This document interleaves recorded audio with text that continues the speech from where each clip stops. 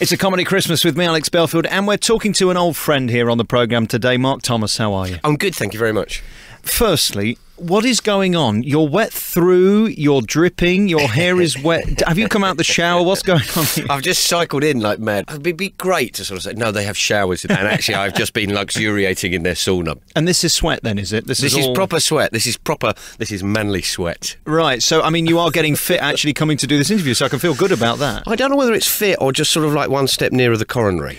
Do you know, I just don't know. I kind of often think that actually sort of, when I see cops with guns, I often wonder sort of like, are they there for my protection or just to administer the mercy shot when I start collapsing? And the new book's called Belching Out the Devil. It's a fascinating rant by you again, standing up for what you believe is right. You love to go into these companies and find out what they're doing right and what they're doing wrong and bring it to their attention.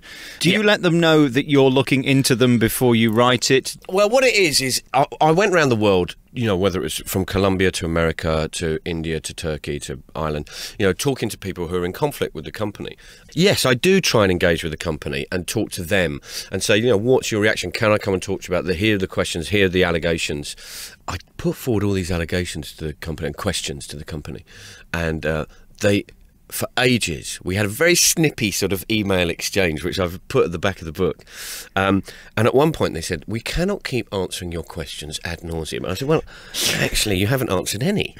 And so I think the phrase ad nauseum, meaning an excessive or sickening degree, actually could be more appropriate in a sentence like, the company prevaricated ad nauseum. Best ever kind regards, Mark. And our relationship got quite snippy. And eventually they sent through the answers to questions we put to them. They put them through in Word documents, and in the Columbia document, they accidentally included all the lawyers' strike-throughs and comments, which we've printed at the back of the book. And so you can actually... I opened the book, it was like, open this document. Oh, my God! And I was within seconds, you've never seen me speed dial a lawyer before. Can we put it in the book? Can we put it in the book? So it was yeah, I do try and engage with the company and try and get answers from them. It's a roller coaster when you do these things, because one minute you're talking to guys who are, you know, who witnessed the murder of their colleagues in sort of factories in South America, and you're like, oh my God. And the next minute I was hanging out with Turkish rock bands who were going to represent Turkey in the Eurovision Song Competition, who are advising me about cultural authenticity. So you do have this incredible sort of range of experience, which is reflected in the book, I hope. So there's a lot of fun and there's a lot of weirdness goes on, and there's a lot of sort of serious points in it as well. And to the charge that I don't give a balanced report, we put all the company's responses to the allegations in there. I am the balance. It's a hard job, isn't it? And then add to the fact you're meant to be a comedian. Does that give them the right to say, well, we don't have to take him seriously because he's just a stand-up? They haven't tried that one yet. For everyone we interview, there's 5 other interviews that aren't included. In fact, I'm happy for them to come and discuss it with me. I've asked Amnesty. Amnesty are trying to organise a debate between me and the company on the book, just on the issues there. You're able to do this just through your tenacity and your ability to research. God bless you for not saying you're obsessive-compulsive disorder. Well, we'll get to your medical problems in a minute. So you are to Coca-Cola what Jamie Oliver is to chickens. Is that right? Yeah, God bless. Do you know what? I would hate to think the chickens, if they depended on Jamie Oliver, they're probably in there just going, no, just keep us inside. We're all right. Thanks a lot. No, don't. No, stop it. He's patronising me. How are you? What have you been doing in the last year other than this book? I mean, it seems like so much effort's gone into it and there is so much there. I can't imagine you've had any time to do anything other than work on this project. Well, the weird thing is, because I went to America for the first time, well, I went to New York for the first time to write the book, and it was just like this wonderful love affair. It was just, I don't know whether it was, you know, reciprocal, but it was just, I was like, oh my God, this is fantastic. And so I had to go back to New York, and we met these great folk. I met Teamsters, who I don't talk about in the book, but they're so funny. Because these guys are just this sort of, I did this interview with them, and at the end of it I said, so what would you say, to sum up, what would you say the real issue is? And this guy went, well, I'll tell you the problem, Mark. The old days you used to be able to get a baseball bat and go and do the bad guy. You can't do that anymore. I was just sitting there in hysterics. Because it's like, you've just walked out of Sylvester Stallone's film Fist. This is fantastic. And are you a fan of Broadway musicals? I can't say that I am. I can't say that I am. I did actually go and see West Side Story Sadler's Wells recently. I took my daughter and my son to see it. And we enjoyed it immensely. And is there any love lost between you and other comedians? Give me stuff that I can sell onto the Sun newspaper, because this is what I really like, to make money. Okay, what can I tell you? That I love catching new comics when they create something and it's really exciting.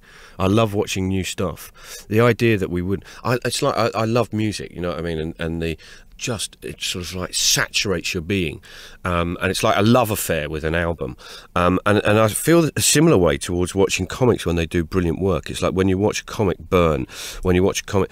Stuart Lee, who I really like, he did this great routine about drinking too much and meeting Jesus, and when you see it, it's just like, oh my God, that's fantastic.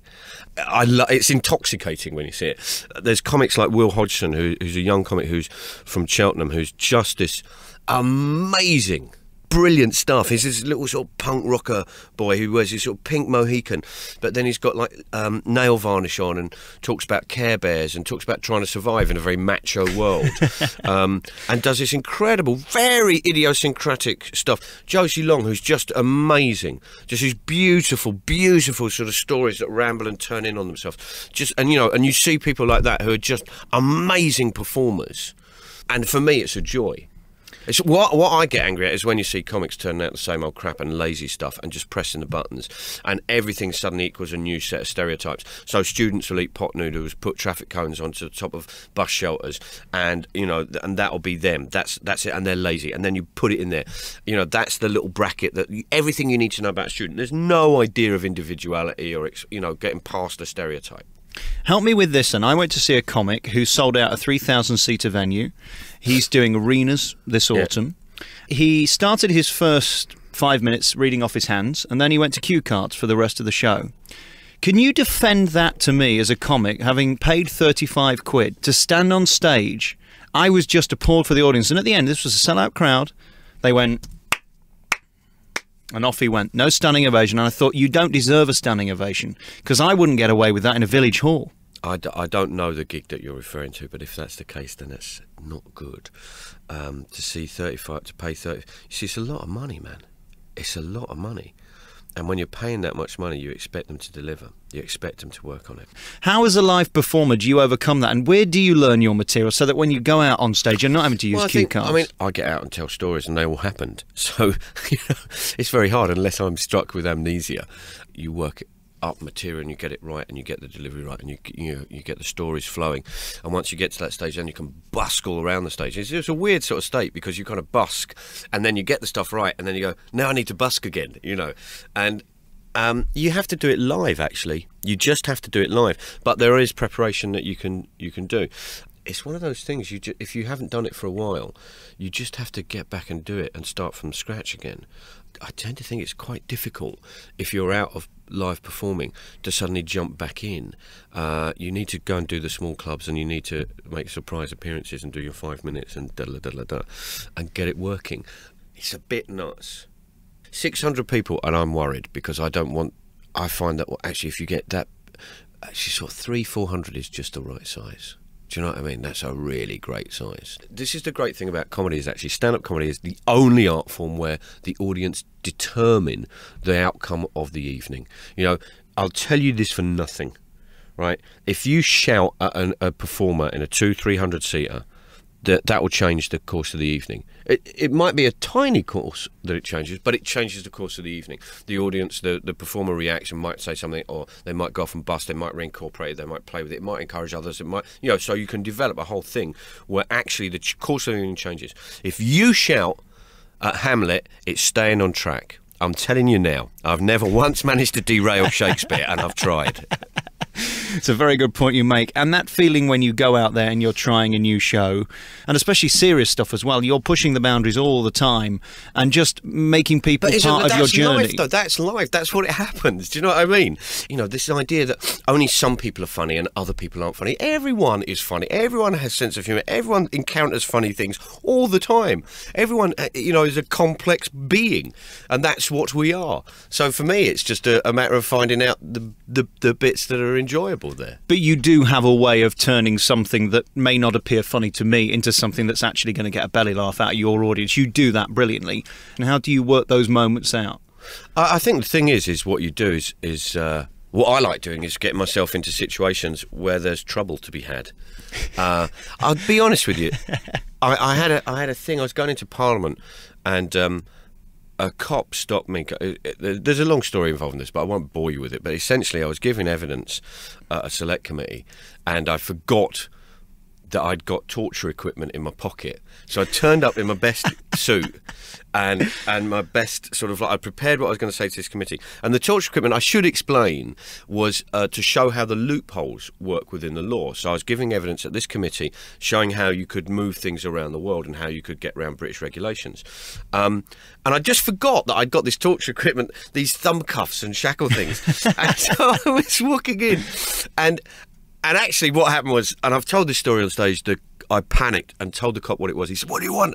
I said, "I've got to take these." He goes, "What for?" And I said, "It's what?" I said, "They're torture equipment." He said, "What?" I said, "They're for the Commons Select." He goes, "That's all right, take them through." So I took the stuff through and I put them on this little grey plastic tray that goes through the metal detector. And this bloke on the machine just freaked. He goes, "Oh!" You know, and he's shouting, "Oh!" And this bloke screaming, "It's all right, they're for the MPs." And it was just like, "Thank you very much, you're in the show." But at one point, this other cop said to me, "Why are you?" What? I said, "I'm a comedian." And he said, "If you're a comedian, what are you doing with all this? Why are you going in here? Why are you taking this stuff?" And I said something which I kind of think is probably more true than I intended at the time, which is, if you're going to do observational comedy, it's worth putting yourself in a place that's worth observing. The new book is called Belching Out the Devil. As you can tell by the title, a fair and objective look at the company. Congratulations on being you. Your tenacity, as I said to you the last times we've spoken, is remarkable. You're completely unique. There isn't anybody else who's as funny as you, but as smart as you. It would be very easy to do this and not have the background, the research and the knowledge, and then be shot down in flames. God bless you for your flattery. You're completely unique. Mark Thomas, thanks for talking to us. Pleasure.